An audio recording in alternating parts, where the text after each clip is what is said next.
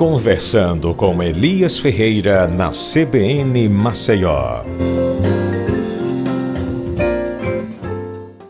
Olá você, uma boa tarde. Estamos aqui estreando Conversando com Elias Ferreira. E é uma conversa mesmo, porque eu acredito que é conversando que a gente compreende. É conversando que a gente se entende.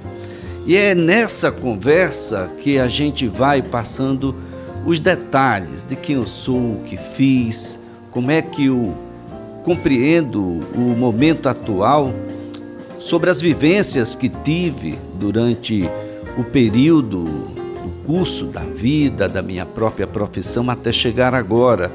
E é preciso que a gente discuta com um pouco de profundidade alguns temas. E aqui estaremos discorrendo sobre temas com autoridades, personalidades, cientistas, os mais variados possíveis. Hoje é um tema que precisa ser caro para todo mundo, embora nem todo mundo tenha compreendido o que nós passamos nos últimos anos. Eu falo sobre democracia. E quando a gente fala sobre democracia, a gente fala sobre liberdade, sobre ditadura, sobre expressão, sobre responsabilidade. Quando a gente fala sobre democracia, a gente fala sobre cidadania. Mas será que você compreende muito bem esse significado? Será que o que a gente está desejando, se de fato se realizar, vai ser bom para a sociedade? Vai ser bom para você? Olha, eu tenho a grata satisfação de estrear esse programa com uma das vozes mais respeitadas do Brasil, quando o assunto é direitos humanos, quando o assunto é liberdade, quando o assunto é democracia.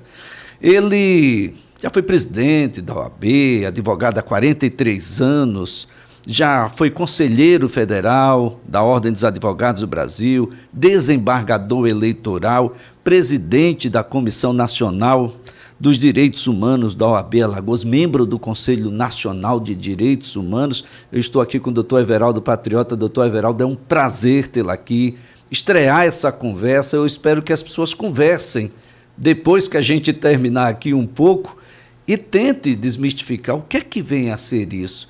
Por que que liberdade, em determinado momento, o próprio cidadão mitigou, desconfiou e até, em determinado momento, abriu mão para que outras coisas acontecessem? Elias, antes de mais nada, a honra é minha, muito grande, é uma honra de nossa parte, estrear com você mais um programa que eu sei que será vitorioso, porque tudo que você faz tem sucesso, você é um profissional muito gabaritado na área de comunicação, mas eu começo fazendo uma retificação. Eu fui vice-presidente da Ordem, não cheguei a ser presidente, para depois não dizerem que eu lhe informei que fui presidente. Eu alcei a presidência porque em determinado momento ele assumiu. Os vices têm assumido no Brasil. E é mais um programa que você lança com muita percussiência, com muita precisão. Nunca foi tão necessário a gente discutir esse tema. Cidadania. E você começa abrindo o seu programa para a gente falar de cidadania, de democracia. Não há cidadania sem democracia. A democracia, ela é um nível de civilidade. Não importa os rótulos, se ela é liberal, se ela é burguesa. Não importa a origem, que ela teve uma origem muito elitista, porque as pessoas que se reuniam nas cidades-estados para deliberar, mulher não participava, estrangeiro não participava, escravo não participava. Mas a ideia de democracia, a ideia de você decidir pelo sufrágio, pela vontade popular, os destinos de uma comunidade, de uma cidade, de um estado, de uma nação, ela é o que há de mais civilizado que a gente teve até hoje na humanidade. É o povo, cada um individualmente, participando com responsabilidade e decidindo os seus destinos. Dos poderes constituídos, seja legislativo, seja executivo, em alguns lugares do mundo até do judiciário, onde se elegem juízes de Suprema Corte, como alguns estados americanos, juízes de condado, etc, etc. Então, nós só podemos ter cidadania plena no momento em que cada homem for um voto, e um voto consciente, um voto sem vício, um voto independente, não um voto comprado, um voto que não tenha preço, um voto que tenha consequência. Então é preciso, se a gente esquece essa concepção de democracia, a gente começa a relativizar, e a naturalizar os vícios de alguns pleitos que alguém se aproveita para, com isso, criticar a democracia. A democracia é feita de pessoas, feita com gente. Se nós temos virtudes, mas as vicissitudes se revelam no pleito, não é o regime democrático que é o culpado. São nossas falhas de caráter que concorrem para viciar o pleito. Isso no coletivo de uma cidade, de um estado e de um país. Mas nada se fez no mundo, eu lembro do velho Xoxo, a democracia dá trabalho. É ruim demais para operar a democracia, mas é o melhor de todos os governos. Bem, esse mês de abril é um mês que a gente sempre para discutir um pouco o golpe. Tem gente que acha que não foi, de que 31 de março, 1º de abril de 1964 não foi um golpe.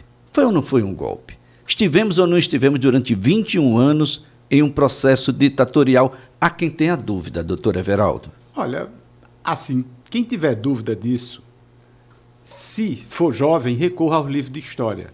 Mas de história com H, não história com E. O mundo era dividido, Elisa. A gente vivia a Guerra Fria. Havia um pânico tremendo do comunismo. Então, o mundo vivia se degladiando. Um lado com os países da cortina de ferro, da União Soviética, outro lado com os americanos e os aliados, embora todos tivessem sido aliados na Segunda Guerra para enfrentar o nazifascismo. Muito bem. Então, naquele momento, quando o governo João Goulart pregava as reformas de base, tipo reforma agrária, e etc., reforma urbana, tanta coisa, uma sindicalização mais forte, uma organização maior dos trabalhadores. Então, disse, isso é o comunismo. Foi que fez o Departamento de Estado americano. Começou a produzir papers, comunicados, né, papel em português, para dizer que você tinha, por exemplo, em Pernambuco, Francisco Julião tinha 20 mil homens em armas, todos preparados por Cuba. 20 mil homens, não eram 20 homens não, 20 mil. E se criou o pânico, e se criou o terror, e aí foi a igreja, foi a própria OAB no primeiro momento, todo mundo foi para aquela marcha. Por Deus, pela família e pela liberdade. E parece até que eu estou revendo isso alguns anos atrás. Você veja, ditadura não mata no primeiro dia. No dia 31 de março e no dia 1º de abril, ninguém morreu. Depois foram vindo os golpes contra a liberdade, os golpes da censura, os golpes das cassações, depois veio o AI-5 em 68, depois veio a mudança da Constituição em 69, depois veio o pacote de abril, depois veio tudo, 477, então se censurou na universidade, se censurou nos sindicatos, se fechou rádio, se fechou jornal, se prendeu a torto e a direito sem ordem judicial, se caçou ministro supremo. Ora, se isso não for uma ditadura, o que é isso? Eles assumiram para fazer eleições e em 2 anos entregar o poder. Ficaram 21 anos e eu vou mais longe. A noite tenebrosa que começou em 31 de março de 1964 ainda não terminou. Nós não fizemos transição política, Elias. Nós fizemos uma transação mal feita. Uma anistia que anistiou torturadores. Ficamos com temor das Forças Armadas. Nós passamos 2 anos, há poucos dias, quase 2 anos, bem a pouco, discutindo que era poder moderador das Forças Armadas, sem ter nem na Constituição essa expressão. Foi preciso o Supremo atirar uma pá de cal. Dizer, não tem poder moderador. Isso era uma coisa da época do Império, que o Império, na Constituição do Império, o Imperador tinha poder moderador. Mas nós passamos 2 anos discutindo se Forças Armadas tinham poder moderador. As faixas na rua pedindo intervenção das Forças Armadas. Então, houve um golpe muito forte, estudantes foram expulsos das escolas, sindicalistas expulsos dos sindicatos, presos, torturados, tratados como terroristas. Nenhuma ideia de liberdade podia ser contrária ao regime. Uma ditadura brutal, mas ainda chega alguém, mas aqui não matou muita gente, a Argentina matou 30 mil, era para a gente ter matado 300 mil para justificar para ser uma ditadura? Houve sim cerceamento, prefeitos biônicos, senadores biônicos, todo tipo, governador caçado, deputado caçado, vereadora caçada, onde se dizia lá no evento da UFAL, a primeira vereadora caçada ali do Pilar, a doutora Benigna Fortes, porque estava organizando os trabalhadores. Aliás, a semana que passou, a UFAL não só reintegrou, como diplomou 3 Foi o Manuel Lisboa de Moura, a Gastone Beltrão e o Dalmo.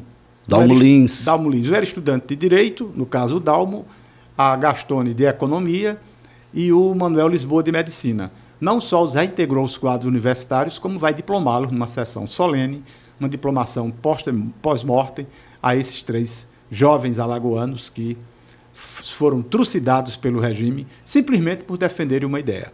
Gente, aqui em Alagoas, nós tivemos aqui inclusive uma reunião no dia 31 de março, Geraldo de Magela, historiador, jornalista, conta muito bem isso, e de como naquela oportunidade ficaram esperando, né, o ato final, o documento. Aliás, os telégrafos estavam contando essa história, esperando a ordem para que fosse instalado aqui, e nós teríamos, alguns dias depois aí, prefeito da cidade de Sandoval Caju sendo cassado, vereadores sendo cassados, jornais sendo fechados, porque esse é o primeiro ato, né, que se faz, acabar com a liberdade de expressão.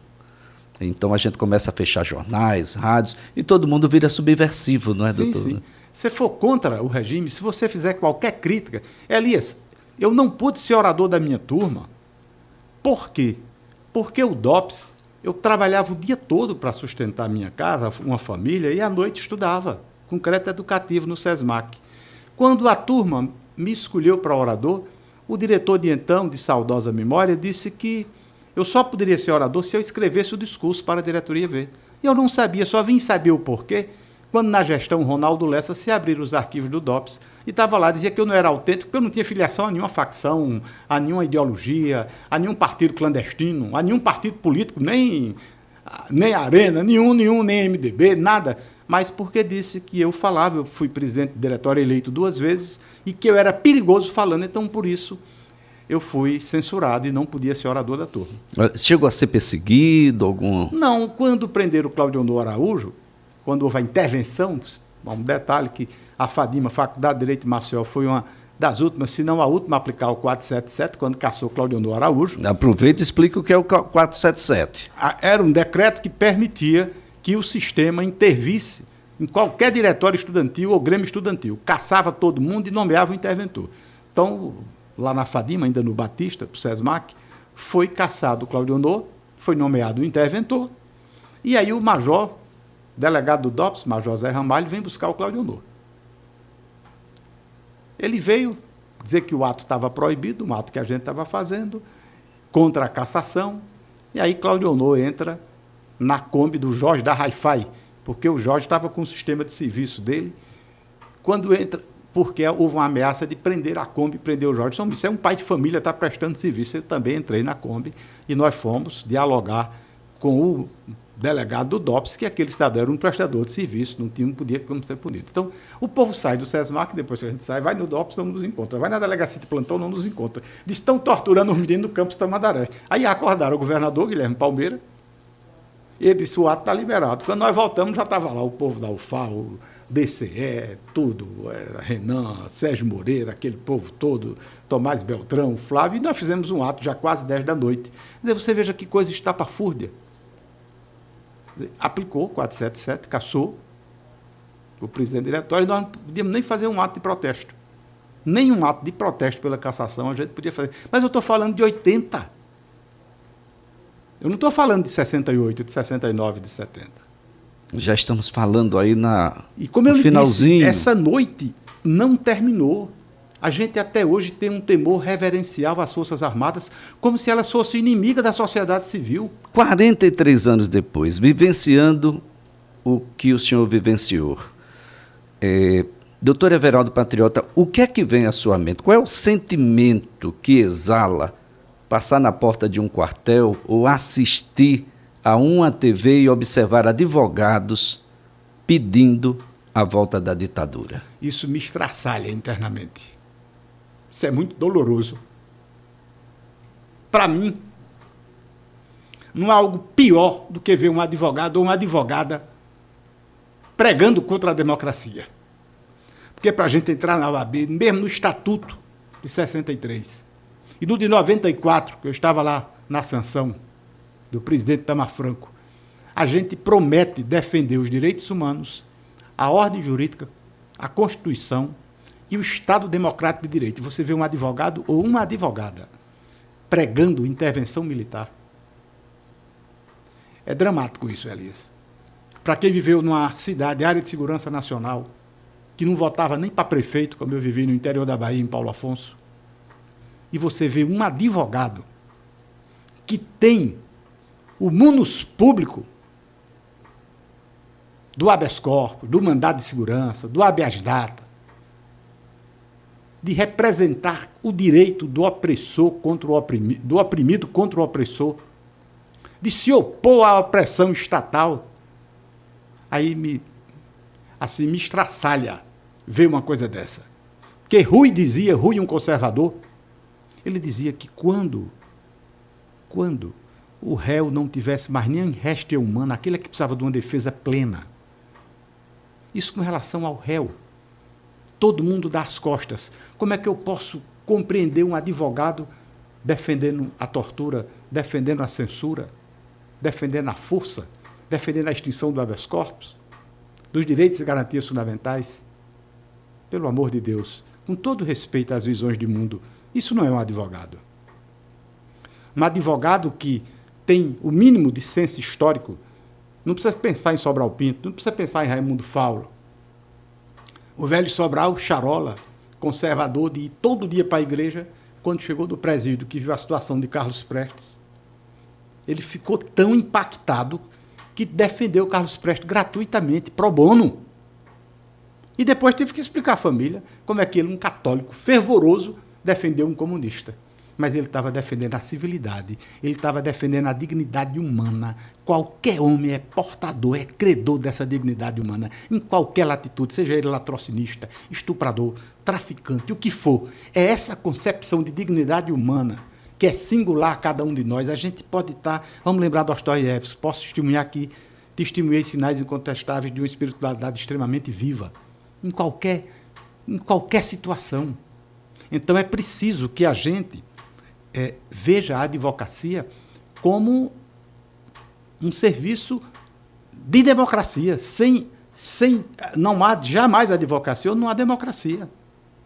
Eu não posso conceber um advogado que não tenha essa visão radical. Ele pode ter a visão de mundo que for, mas ele não pode exprimir ser contra o ser dele. A gente pode ter meia democracia? Não tem ligeiramente grávida. Não tem meia democracia. A democracia tem que ser democracia, governo do povo, pelo povo e para o povo, onde o sufrágio universal seja sempre respeitado. Ontem mesmo o Congresso acaba de aprovar, o Senado pelo menos, uma lei de mais participação popular nas LDO, nas leis de diretriz orçamentária e nas LO, nas leis orçamentárias. Mais participação popular. Então, a participação popular, o controle social, não é faculdade de governo. É um vetor que está no espírito da Constituição, está nos princípios da Constituição, está incerto no texto 88. Um texto que foi muito negociado. Do jeito que a UDR brigava pela propriedade, os civilizados arrancaram naquele texto a função social da propriedade. Não é? Então, é preciso que nós tenhamos compromisso com a história, a parte civilizacional da história. Direitos humanos, Elias, ou garantias fundamentais, como querem chamar alguns que têm um certo receio da expressão direitos humanos, o que eu acho até uma certa covardia, é um estado civilizatório. A primeira geração de direitos humanos era propriedade. Era ir e vir, era segurança. E depois nós fomos avançando para os direitos econômicos, sociais e culturais, para a interdependência dos povos e para, finalmente, o direito ambiental e agora quem fale até no direito digital, para poder a gente preservar, se é que é possível nesse mundo tão Big Brother, a gente preservar um pouco difícil, da intimidade que nos resta. Muito difícil. Se é que ainda resta intimidade preservada nesse mundo e privacidade para os indivíduos. Então, por isso que a advocacia, ela tem que, você só pode exercê-la se você tiver paixão por ela. Se não tiver, bota uma padaria, bota uma confeitaria, vai ser corretor, vai ser qualquer outra coisa. Ou você tem paixão, você tem tesão pela advocacia, ou você não advoga. Ou você não consegue advogar. Não. Quando a gente fala em direitos humanos, parece ser algo, para muita gente, distante, disperso. Aliás, durante um período, se falava muito direitos humanos, humanos direitos. Como é que é isso, doutor? Não, veja só, parte da imprensa contribuiu para isso, não imprensa como aqui que você faz na CBN, de dizer que direitos humanos era para defender bandido, de desqualificar os direitos humanos. Direitos humanos é tudo. Direitos humanos começa num pré-natal decente, assistindo a futura mãe, assistindo aquele nascituro, tratando com dignidade, pré-natal, tudo direitinho, nasceu, precisa de acolhimento, precisa de um lar digno, para a primeira infância, que é onde a gente desenvolve a psicomotricidade, a criança ter afeto, carinho e a nutrição, a segurança nutricional necessária para poder ser um adulto sadio. Aí a gente começa as desigualdades brutais e imorais da nossa sociedade por aí. Você imagine uma criança que não tem nada disso. Como é que ela se desenvolve? Não é? Então, a primeira dignidade do ser humano é nascer de uma relação de afeto, de carinho, não nascer de um estupro, não nascer num ambiente de violência, de uma mulher estuprada, vilipendiada. Começa por aí a nossa história de direitos humanos. E perpassa toda a existência, toda, até o momento que a gente vai embora dessa vida e precisa de um local digno na nossa cultura ser sepultado. Então, os direitos humanos vão nos acompanhar da concepção, gravidez, maternidade, primeira infância, ensino fundamental, pré-escola, ensino fundamental, ensino médio, nível superior, tudo, trabalho, acesso, mobilidade urbana, tudo que você pensar tem um direito ali, um direito humano. Por isso a proteção integral à criança e ao adolescente. Por isso todo esse arcabouço de direito, mas tudo fitando o quê? A dignidade de cada indivíduo. Para além de sua dimensão de gênero, de forma de sentir, de forma de amar, nada disso. Seu credo ou não credo, se você é ateu ou não ateu, isso não interessa ao Estado. O Estado tem que lhe tratar com dignidade. E a sociedade conceber isso. Isso é um grau de civilização. Quem foi que fez a Declaração Universal dos Direitos Humanos? Foram os vencedores da Primeira Guerra. Da Segunda Guerra, aliás, da Segunda Grande Guerra, em 48. A gente precisava de um mínimo de status de civilidade. E se fez aquilo ali, a Declaração Universal dos Direitos Humanos. Dos Direitos Universais do Homem, que já tem mais de 70 anos. Quem pode ser contra aquilo? Então, nós somos homens e não máquinas. Então, a gente precisa ter isso como uma premissa civilizacional. Se você é religioso, vai lá para o Evangelho. Se você é cristão, vai lá. O que é a vida em abundância? Tive fome, me deste de comer. Tive sede, me deste de beber. Nu me vestistes. Estrangeiro me acolhestes. Preso me visitastes. Mas hoje, o povo não quer mais nem ter empatia. Eu não posso sentir a dor do outro. Se eu sentir a dor do outro, se eu criticar porque o outro está sofrendo, se eu tiver a empatia de considerar o outro, se eu tiver a alteridade, eu sou comunista. Você não pode ter mais fraternidade, não pode mais ter solidariedade, você vira logo comunista. E o pior, ser comunista está sendo uma coisa assim. Não, esse ali pode ser um comunista. O Marcos Vasconcelos, ele tem umas ideias do agro, eu não gostei muito, não. Ele é meio comunista. Rotulou, acabou-se. Basta torcer para o time diferente. Viu, pronto, que exatamente. Já é comunista. A gente vai conversar um pouco mais sobre esses conceitos e vamos tentar compreender como é que o sistema de justiça operou durante esse período. Quem era o sistema de justiça antes, com João Goulart? O que veio a acontecer, por exemplo, com as cortes superiores durante esse período e qual é a herança deixada pela ditadura para o sistema de justiça atual. A gente, de fato, fez uma transição ou uma transação, como bem colocou aqui o doutor Everaldo Patriota. A gente vai fazer aqui um breve intervalo, vai ao repórter CBN, mas em seguida a gente volta conversando, que é conversando que a gente compreende, é conversando que a gente se entende. Pelo menos essa é a nossa expectativa. A gente volta já.